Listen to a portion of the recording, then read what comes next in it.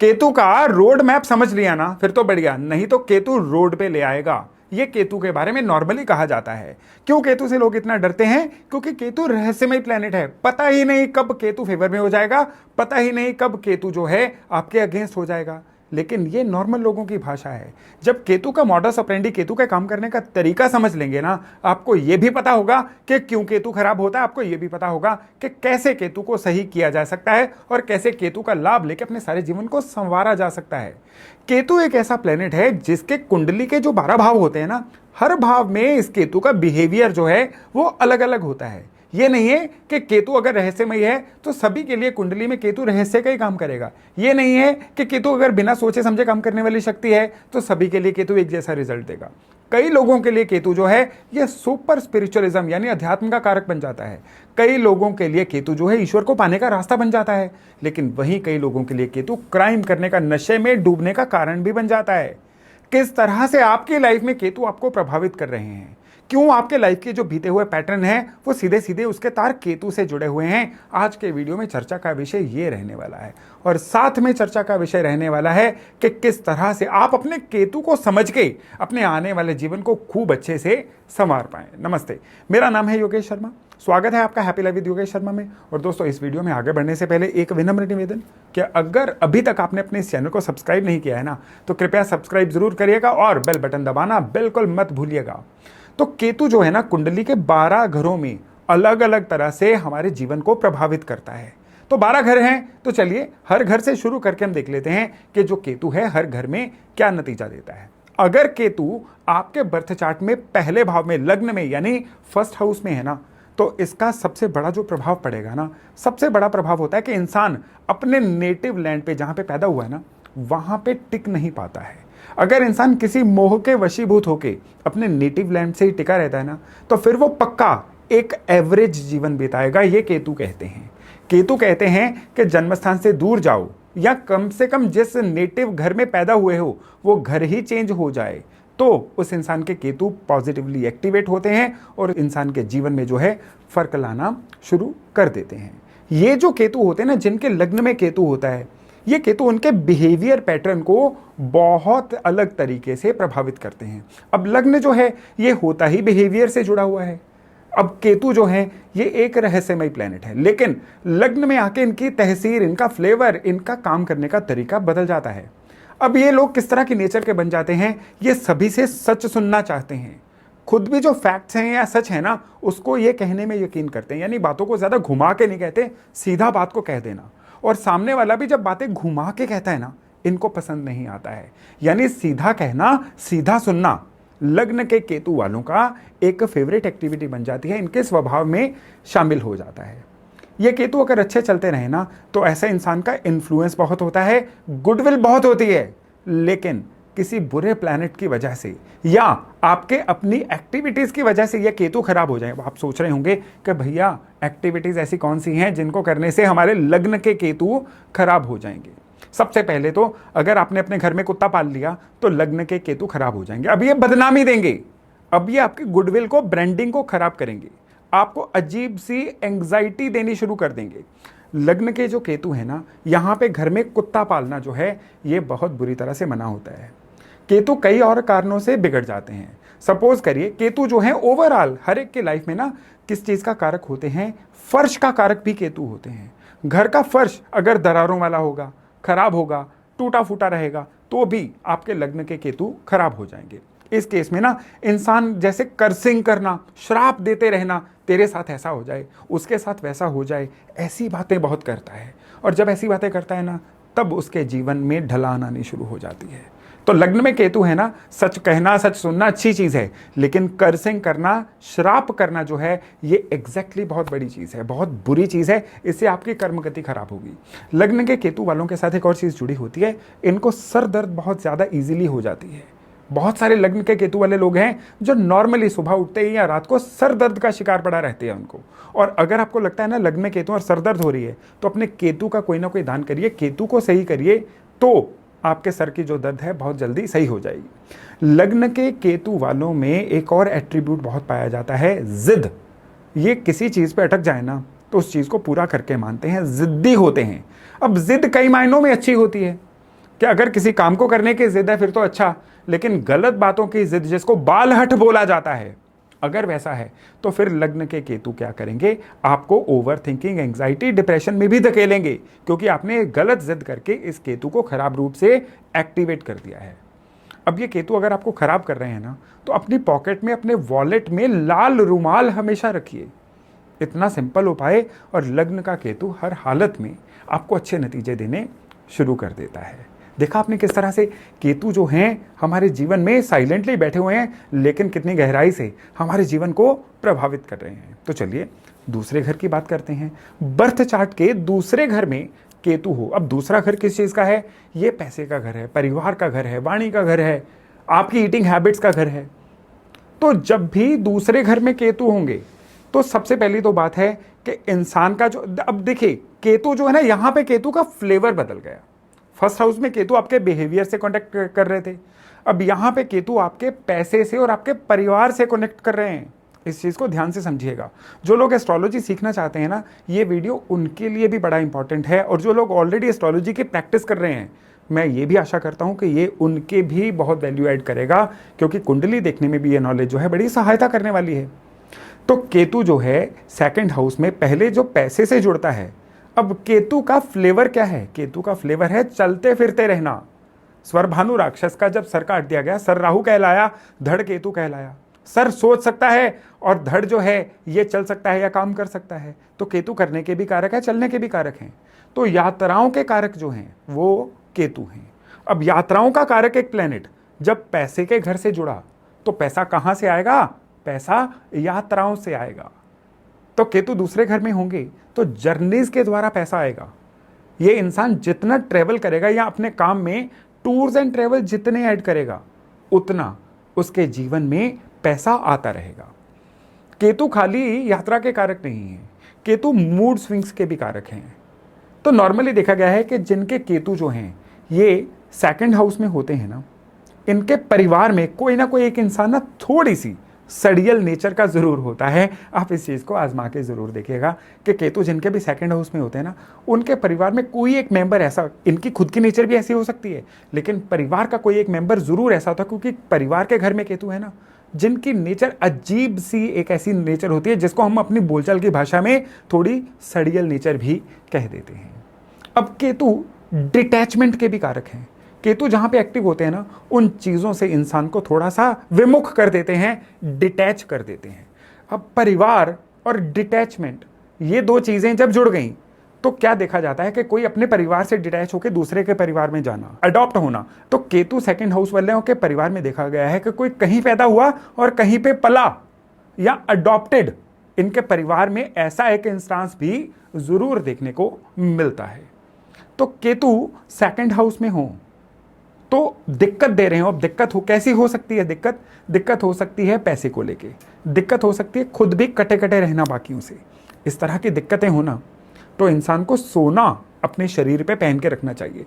ये इंसान जब सोना पहन लेगा ना, चाहे गले में पहने चाहे उंगलियों में पहने, सोना पहनने के बाद केतु की बहुत सारी अनुकूलताएं इनको देखने को मिल जाती हैं।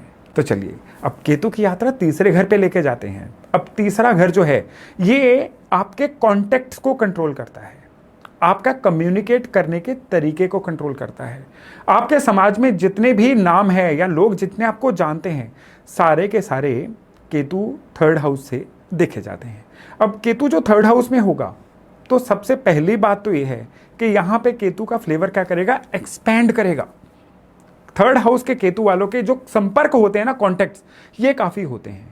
किसी भी फील्ड में आपको काम पड़ गया ना, थर्ड हाउस के केतु वाले कहेंगे मुझे उस फील्ड में भी कोई जानता है, उस ऑफिस में भी कोई जानता है, इस पार्टी से भी कोई जानता है, उस पार्टी से भी कोई जानता है। इनको सत्ता पक्ष में भी लोग जानते हैं, इनको विपक्ष में भी लोग जानते हैं, इनको म्यूनिसिपल कॉरपोरेशन में भी लोग जानते हैं, पुलिस थाने में भी जानते हैं, इनको वकील भी जानते हैं, और इनको कोई यूनियन लीडर भी जानते हैं। हर जगह पे इनकी जो वाकफियत है, इनके जो कॉन्टैक्ट्स हैं, वो फैले हुए होते हैं। तो केतु थर्ड यानी कॉन्टैक्ट्स प्रचुर मात्रा में। खाली ये नहीं, नॉर्मली ये भी देखा जाता है कि इनका जो फ्रेंड सर्कल है वो काफ़ी बड़ा होता है। एक दो फ्रेंड नहीं होते, इनके फ्रेंड सर्कल काफ़ी ज़्यादा होता है। लेकिन यहाँ पे थर्ड हाउस जो है ना, ये सिबलिंग्स का, भाइयों बहनों का भी है। और केतु जो है कहीं ना कहीं थोड़ा सा दुख के भी कारक है, क्योंकि पाप ग्रह हैं।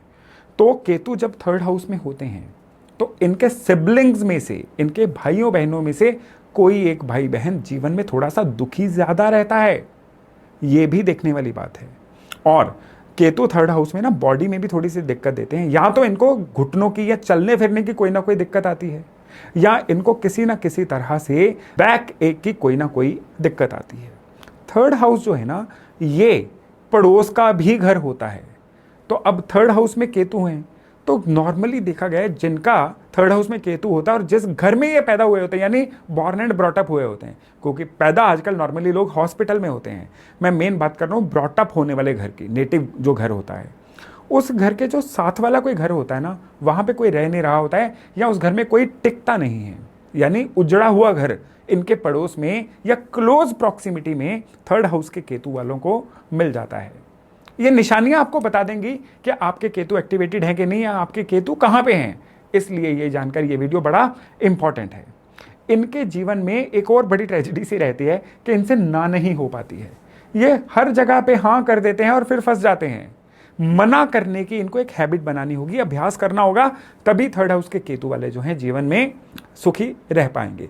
3 नंबर, क्योंकि तीसरे घर में केतु है, यहां पे एक और बड़ा वियर्ड कनेक्शन देखा गया है। 3 नंबर की इनके जीवन में बहुत सारी वैल्यू देखी गई है।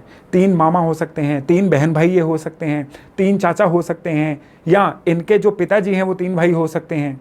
इनके घर में 3 तरह से दरवाजे खुल सकते हैं, या 3 जगह मिल सकती हैं इनके घर के आसपास।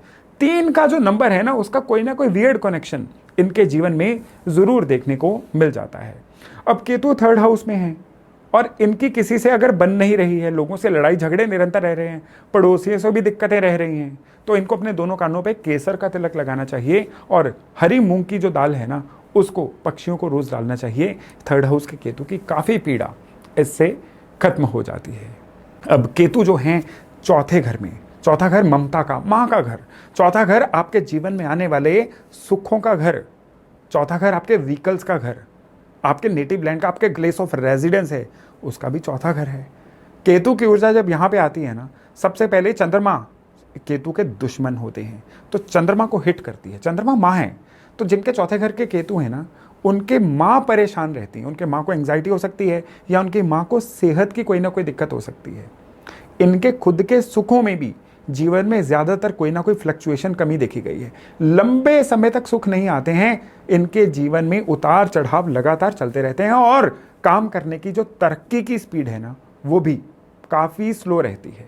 केतु चौथे घर में हो तो इन लोगों के परिवार में भी एक कनेक्शन देखा गया है कि इनकी फैमिली में, ये खुद भी हो सकते हैं और इनकी फैमिली में कोई या तो डायबिटिक या किसी ना किसी तरह से हार्ट से संबंधित कोई दिक्कत जो है बड़ी प्रोमिनेंटली देखी गई है। तो इनको अपने परिवार में डायबिटीज और हार्ट वाली ऐसी चीजें अगर होना, तो उसके प्रति सावधान रहना है, सतर्क रहना है।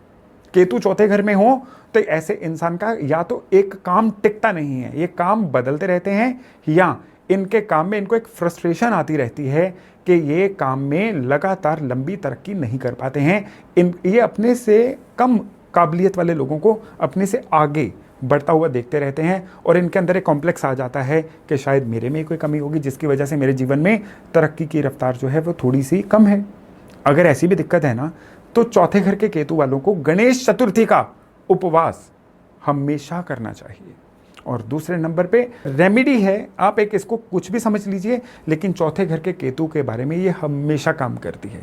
किसी एक बढ़िया कार का कोई अच्छा सा मॉडल, 3D मॉडल लेके टॉय शेप में उसको अपने घर में एज ए शो पीस रख लीजिए, फिर देखिएगा चौथे घर के केतु के कितने पॉजिटिव एट्रीब्यूट जीवन में देखने को मिलते हैं। तो केतु 5वें घर में, 5वां घर आपके नेम एंड फेम का घर है, संतान का घर है।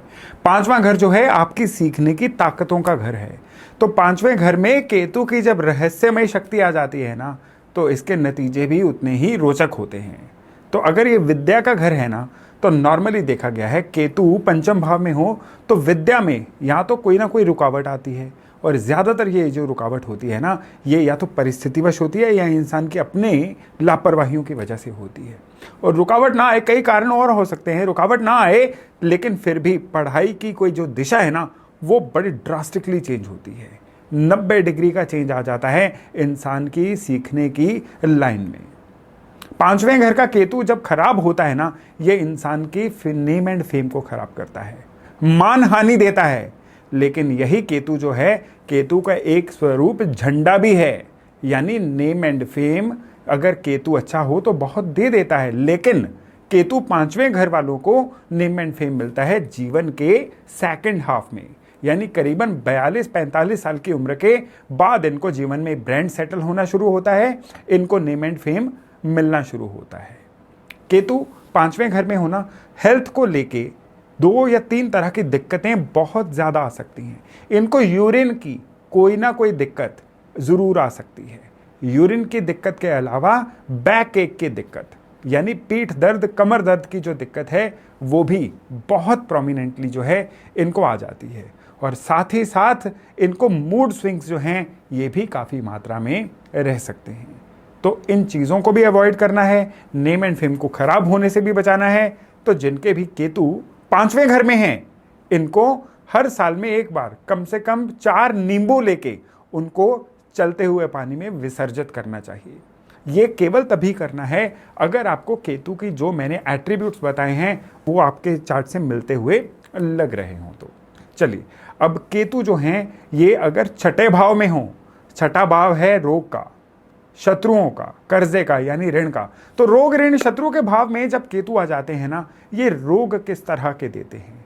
ये रोग देंगे चमड़ी के रोग, ये रोग दे सकते हैं सेक्सुअली ट्रांसमिटेड डिसीज, कई बार लोअर एब्डोमेन का कोई रोग, पैनक्रियाज की कोई दिक्कत, नाभि या नाभि से नीचे के कोई रोग दे सकते हैं।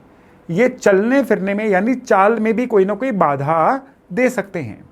अब केतु जिनके छठे घर में होते हैं ना, नॉर्मली देखा गया है कि खर्चा करने में ये लोग बड़े दिलेर होते हैं, लेकिन यही जो दिलेरी है ना, इनकी सेविंग्स को हिट कर जाती है। तो धन की कमी से भी ये लोग जो हैं ये निरंतर जूझते रहते हैं।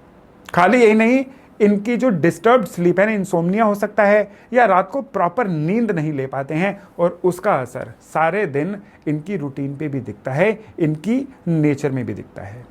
केतु छठे घर में होना तो यहाँ पे एक निशानी सी होती है कि नॉर्मली उस निशानी से ये पता चल जाता है कि ये जो छठे घर के केतु हैं ये एक्चुअल में इनके एक्टिवेटेड हैं या नहीं।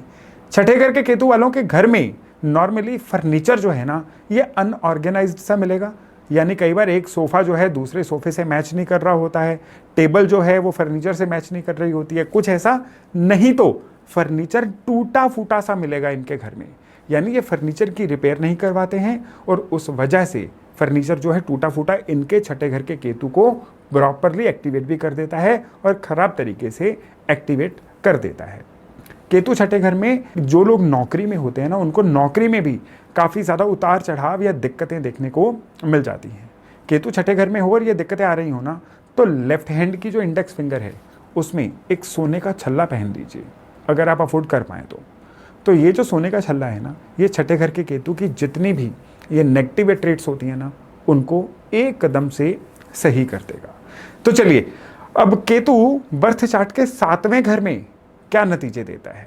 पहली बात तो यह है कि केतु जब बर्थ चार्ट के 7वें घर में होता है तो ये लोग हाजिर जवाब बड़े होते हैं, एक ही सवाल के अनेक जवाब देने में सक्षम होते हैं, और ये उधार नहीं रखते हैं किसी बात को। इनको जो भी बात कह दी जाए ना, बस उसका जवाब जो है तुरंत हाजिर होता है।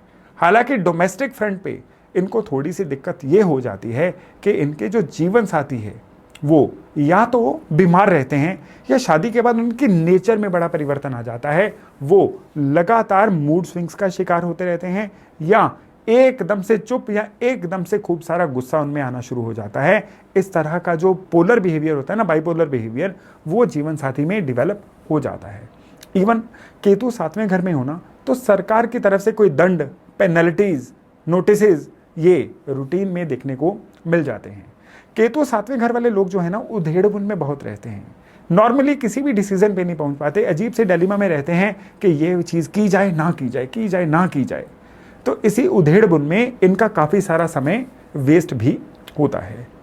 केतु 7वें घर में हो तो एक और एट्रीब्यूट है कि कई बार इनकी अपने पड़ोस वालों से नहीं बनती, पड़ोसियों से किसी भी बात पे लड़ाई झगड़ा होता रहता है, और ये केतु 7वें घर में एक्टिवेट होने की बहुत बड़ी निशानी होती है।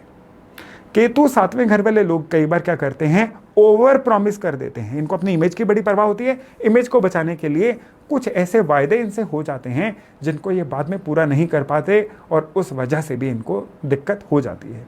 तो केतु 7वें घर में होना, एक तो अड़ोस पड़ोस से लड़ाई झगड़ों से बचना चाहिए और एक्सेसिव झूठे वायदे नहीं करने चाहिए। हो सके घर में कुत्ता पाल लीजिए, ये इस केतु का बहुत बढ़िया इलाज है। नहीं हो सकता है तो आवारा कुत्तों की सेवा करते रहिए, फिर देखिएगा ये केतु जो है कितने अच्छे नतीजे देता है। तो चलिए अब केतु अष्टम भाव की तरफ चलते हैं। 8वां घर रहस्य का घर, केतु भी रहस्य के प्लेनेट, क्या ही कॉम्बिनेशन है। 8वां घर जो है ये जीवन में बदलाव का कारक भी है, ट्रांसफॉर्मेशन का, यानी क्या थे, क्या सीखा और फिर क्या बन गए। ये जो यात्रा रहती है ना, इसको 8वें घर की ऊर्जा कंट्रोल करती है। अब केतु अष्टम घर में आ जाए ना, तो सबसे पहली बात तो यह है कि ये इंसान कोई ऑकल्ट साइंसेस में बहुत रुचि लेता है। ये इंसान जो है जीवन में कोई ऐसी विद्या सीख के अपने आप को ट्रांसफॉर्म करके एक बिल्कुल अलग सा इंसान जरूर बन जाता है। लेकिन इनको पैसे की, फाइनेंसिस की दिक्कतें बहुत ज़्यादा रहती हैं। और इसके अलावा ये थोड़ा सा ना समाज में या परिवार में या अपने जीवन यात्रा में अकेले से पड़ जाते हैं। यानी इनके जो वेवलेंथ होती है ना, उससे मैच करने वाले लोग कम होते हैं और ये अपने आप को थोड़ा कटा कटा या अकेला अकेला महसूस भी करते हैं। इनको हमेशा एक दिक्कत होती है कि जब जब ज़रूरत पड़ती है ये लोगों के काम आते हैं, लेकिन इनके काम कोई भी नहीं आता है। ये केतु 8वें घर का एक बहुत गहरा एट्रीब्यूट है। अब 8वां घर जो है शरीर के उन ऑर्गन से जुड़ा होता है जो हमारा एक्सक्रीटा या वेस्ट मटेरियल को बाहर निकालते हैं। तो यहाँ पे केतु रोग के भी तो कारक होते हैं ना। तो केतु यहाँ पे पाइल्स की दिक्कत कई बार ज़्यादा दे देते हैं, यानी 8वें घर के केतु वालों को पाइल्स की दिक्कत जो है वो बाकियों से ज़्यादा रहने के योग बन जाते हैं। Urinary track infection, hernia, even ladies के केस में जब चाइल्ड बर्थ होना होता है तो प्री मेच्योर डिलीवरी अष्टम घर के केतु वालों के केस में बाकियों से बहुत ही ज़्यादा देखने को मिलती है। इनके घर में एक और बड़ा वियर्ड सा कनेक्शन होता है कि नॉर्मली देखा गया है कि एक टूटा हुआ फोल्डिंग बेड जरूर मिलता है, जो अष्टम घर के केतु के हाइपर एक्टिव होने की निशानी होता है, जिसकी वजह से आने वाले समय में इनको धन का लॉस भी हो जाता है। तो केतु 8वें घर में होना, तो पैर पे सफेद रेशमी धागा बांध के रखिए, केतु के सारे एट्रीब्यूट जो हैं वो कंट्रोल होते रहे। केतु 9वें घर में, 9वां घर अध्यात्म का, 9वां घर है इंसान के स्पिरिचुअल कनेक्शन का, 9वां घर किस्मत का भी है, 9वां घर पिता का भी है। और केतु का फ्लेवर यहाँ पे आके बहुत चेंज हो जाता है। केतु स्पिरिचुअल कनेक्शन से सीधे सीधे जुड़ जाता है और ये स्पिरिचुअल कनेक्शन को इंसान के सबकॉन्शियस माइंड को उस लेवल पे ले जाता है कि एक तो इंसान को आने वाली चीज़ों का आभास सा होना शुरू हो जाता है, और दूसरा इंसान के पास एक ब्रह्म वाक्य, यानी जो वो बोले सच हो जाए जैसी एक एट्रीब्यूट भी आना शुरू हो जाता है। इन लोगों को बड़ा सोच समझ के बोलना चाहिए, क्योंकि नॉर्मली अगर इनका नेगेटिव बोला सच हो गया तो उसका नेगेटिव प्रभाव इनके अपने कर्मास पे भी आता है। पॉजिटिव तो हमेशा बोलिए, लेकिन नेगेटिव जो भी बोलना है ना, श्राप देना, कर्ज करना, नेगेटिव बोलना, हमेशा सोच समझ के इनको करना चाहिए, अगर ये खुद हमेशा किस्मत वाला बना रहना चाहते हैं तो। केतु 9वें घर में होना, तो इनको अपने पिता के नाम पे, क्योंकि 9वां घर पिता का घर है ना, और केतु जो है नेम एंड फेम का कारक है, जब भी अपने पिता के नाम पे बिजनेस करें तो इनका काम खूब चलता है, ऐसा देखा गया है। लेकिन स्पेशली केतु 9वें घर में हो तो इनको बुरी संगत से बचना चाहिए। इनको अपने आसपास ना कुछ लोग, ऐसे लोगों से ज़्यादा जल्दी इंप्रेस हो जाते हैं जो लोग थोड़े कपटी नेचर के हों या जो लोग जो हैं थोड़े मैनिपुलेटिव हों। ऐसे लोगों से अगर ये ज़्यादा इंप्रेस होते रहेंगे या अपने गलत सलाहकार अपने आसपास बिठा के रखेंगे ना, तो फिर इनके जीवन के डिजास्टर को रोका ही नहीं जा सकता है। इनको पैरेलल साइंसेज, हीलिंग साइंसेज, दवाइयों की जानकारी तो होती है, लेकिन ये प्रेशर ज़्यादा नहीं ले पाते हैं। प्रेशर में ये ज़्यादातर बिखर जाते हैं, वाणी लाउड हो जाती है, रिश्ते बिगाड़ना शुरू कर देते हैं, और इनको सबसे ज़्यादा जल्दी क्या होता है, इनका गोल्ड बिक जाता है। ये केतु 9वें घर का एक बहुत ज़्यादा एट्रीब्यूट देखा गया, और जब भी गोल्ड बिकता है ना, तब इनके जीवन में चेन ऑफ अनफॉर्चुनेट इवेंट्स जो है वो शुरू हो जाती है। हाँ, इन्वेस्टमेंट के लिए गोल्ड लेकर रखा, उसको बेचने में कोई बुराई नहीं है, लेकिन ज़रूरतों के लिए अगर ये अपना गहना या गोल्ड बेचते हैं ना, उसको हर हालत में अवॉइड करना चाहिए और सोर्सेज तलाशने चाहिए, ना कि गोल्ड को बेचना। वो केतु 9वें घर वालों के लिए कभी भी शुभ नहीं रहता है। और स्पेशली केतु 9वें घर वालों को अपनी वाणी को कंट्रोल में रखना है, गुस्सा नहीं करना है, लाउड नहीं होना है, तभी इनका किस्मत कनेक्शन जो है इनको मिल सकता है। गणपति जी की आराधना करें, गणेश चतुर्थी का व्रत रखें, और फिर देखिए कि 9वें घर के केतु किस तरह से इनके जीवन को बहाल करते हैं, इनके जीवन को खुशनुमा करते हैं। अब केतु जब 10वें घर में आएंगे ना, पहली बात तो यह है कि 10वें घर में केतु का जो कनेक्शन है ना, ये हमेशा डिपेंडेंट कनेक्शन है। डिपेंडेंट किस तरह से है कि बर्थ चार्ट में जिस तरह के शनि हैं, ये केतु ऑलमोस्ट उसके हिसाब से रिजल्ट देंगे। शनि अच्छे हैं तो 10वें घर के केतु करियर बना देंगे, नहीं तो इंसान करियर ही चेंज करता रह जाएगा। करियर में कुछ ना कुछ एक्सपेरिमेंट करने से या करियर में कुछ ना कुछ खराब करने की वजह से इनके काम ही बदलते चले जाते हैं और ये लंबी उम्र तक सेटल नहीं हो पाते हैं। कई बार 10वें घर के केतु वालों का यात्राओं से कनेक्शन बड़ा देखा गया है, टूरिंग से कनेक्शन देखा गया है, फॉरेन कंट्री से कनेक्शन देखा गया है, खेल कूद से यानी स्पोर्ट्स से भी बड़ा कनेक्शन देखा जाता है। ये भी 10वें घर के केतु के हाइपर एक्टिव होने की एक अच्छी निशानी होती है। 10वें घर के केतु जब खराब होते हैं ना, तो इंसान काम पे काम बदलता रहता है और उनके जोड़ घुटने जो है ना 40 साल की उम्र के बाद उनको तकलीफ देनी शुरू कर देते हैं। खाली जोड़ घुटने ही नहीं इनको तकलीफ देते हैं, इनको किसी ना किसी तरह की सर दर्द की दिक्कत या नींद लेट आने की दिक्कत भी जो है ना वो भी आनी शुरू हो जाती है। इनको जीवन में जो एक आदत, अपने बिहेवियर का एक पैटर्न अपनाना चाहिए वो है लेट गो को बढ़ाना, चीजों को जाने देना। हर चीज को ये खुद पे हावी करेंगे ना तो फिर इनके जीवन में कोई भी उलझन कभी समाप्त नहीं होगी। तो इनको हमेशा अपने अंदर एक लेट गो बढ़ानी चाहिए और हर विंटर सीजन में कम से कम 11 ब्लैक एंड व्हाइट काले सफेद कंबल जो है जरूरतमंदों में दान करने चाहिए। फिर ये जो 10वें घर का केतु है ना, ये बड़े ही जबरदस्त अच्छे रिजल्ट देता है। तो चलिए, अब केतु 11वें घर में, 12 घरों में हम केतु की यात्रा को 11वें घर तक ले आए हैं। अब 11वें घर में जो केतु होता है ना, अब 11वां घर जो है ये इनकम का घर है, इंसान की इच्छा पूर्ति का भी घर है। तो केतु जब 11वें घर में होता है ना, तो एक से ज्यादा पैरेलल सोर्सेज से लगातार धन आने के योग बनते हैं। इन लोगों को मल्टीटास्कर बोला जाता है। केतु 11वें घर में होना तो कहा जाता है कि एक ही इनकम सोर्स पे डिपेंडेंट मत रहिए, एक साथ 1, 2 या हो सके 3 काम भी करिए, धन हर सोर्स से आएगा और बराबर आएगा। लेकिन 11वें घर के केतु वाले जो है ना, इनको फ्यूचर की चिंता जरूरत से ज्यादा रहती है। शायद यही चिंता इनको मल्टीटास्कर बनाती है, यही चिंता इनको एक से ज्यादा सोर्सेज से धन कमाने के लिए मजबूर करती है।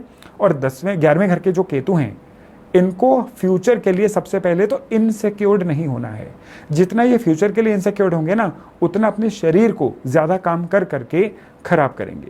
और जब शरीर खराब होगा, सबसे पहले दिक्कत पता किस चीज़ की आती है? पेट की दिक्कत आती है।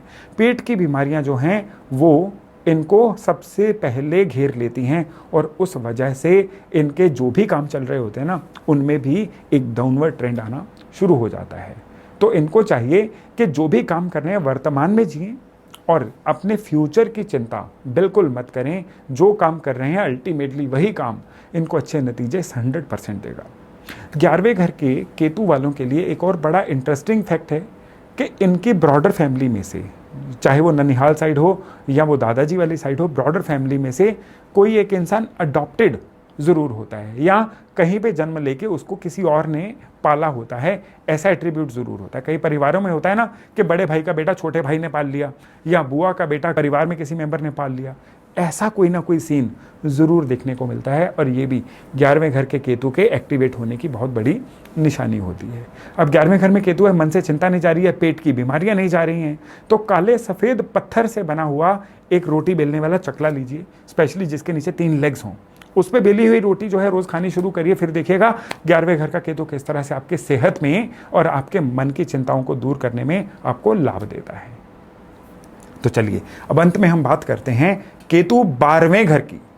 12वें घर का जो केतु होता है ना, वो इंसान को सबसे एक ब्लेसफुल पोजीशन मानी गई है केतु की।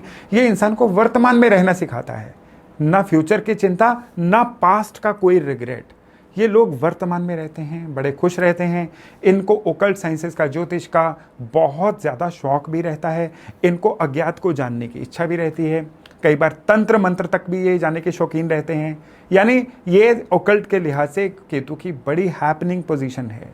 लेकिन यहाँ पे इनको एक और चीज़ कही गई है कि अगर ये प्रॉपर्टी लेना चाहें, अव्वल तो पहली बात तो ये है प्रॉपर्टी की बात है ना, तो इनको जो इनहेरिटेड प्रॉपर्टी है ना, यानी पुश्तैनी जायदाद, वो बड़े आराम से मिल जाती है। तो केतु 12वें घर में है तो पुश्तैनी जायदाद को लेके कभी भी इनसिक्योर्ड मत रहिएगा, वो आप ही की है और आपको हर हालत में मिलेगी ही। लेकिन अगर आप अपने धन से कोई प्रॉपर्टी ले रहे हैं तो यहाँ पे केतु का एक कनेक्शन आता है। केतु जो है संतान के कारक भी हैं, तो इन लोगों को कभी भी प्रॉपर्टी लेने से पहले एक चीज़ को हमेशा कंफर्म करना है कि जिस इंसान से, जिस सेलर से ये प्रॉपर्टी ले रहे हैं ना, उनके कोई संतान है। निस्संतान से प्रॉपर्टी लेंगे तो ये अपनी संतान के लिए या आपके अपनी प्रॉस्पेरिटी के लिए कभी भी अच्छा नहीं रहेगा। अगर केतु 12वें घर में है, 12वें घर के केतु वालों के जीवन में एक और बड़ा कनेक्शन होता है। 12वां घर किस चीज का है? 12वां घर है विदेश में जाके सेटल होने का।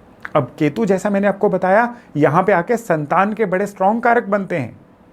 तो केतु 12वें घर में होंगे तो घर में कोई बच्चा विदेश में जाके सेटल होता है और अल्टीमेटली पेरेंट्स भी बाद में बच्चे के पास ही जाके फॉरेन में ही ज्वाइन हो जाते हैं।